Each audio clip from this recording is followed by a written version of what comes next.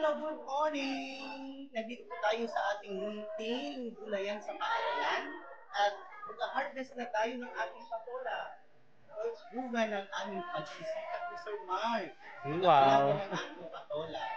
Ayan, tignan niyo po ang mga bunga ng aming patola, kung ganong kalalaki. So, meron pang mga maliliit. Ayan, nakikita niyo po. Ayan. So, ito pang marami. Okay. So, ito po ay gagamitin po namin na pang feeding program. Yung iba po ay ibebenta namin kapag sobra-sobra yung ani para may budget pa po kami na pambili ng inputs. Ayan po, tignan nyo kung gano'ng kahaba. Yung last na na-harvest po namin ay kasing laki na ng binti ko hanggang hita. Okay, ayan po. Ayan, so marami. So mayroon kaming harvest ngayong araw. So, ayan, pakita mo sir, pakita mo. Ayan, okay.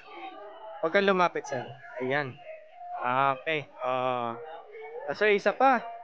Kuha ka pa ng isa. Ayan, Patingnan niyo si sir, kukuha na. Akit-akit na lang yan. Pero, ang laki na nakukuha niya. Okay, sige, kunin mo.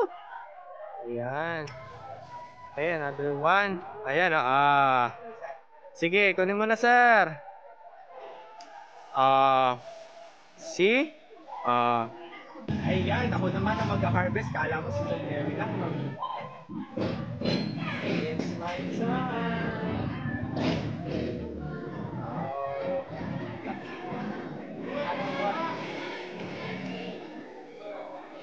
Meron pa. Yun, Sir, sundan mo ako. Harvest na tayo ng patola. Ayan, pwede na yan. Dalawa na yan, pwede na? Wala, isa pa. Ito ba, harvestin na natin? Yan. Tapos yung isa dito, pwede pa. Isa. And then, si Sir naman ang may mag-harvest. At nakakuha ko na.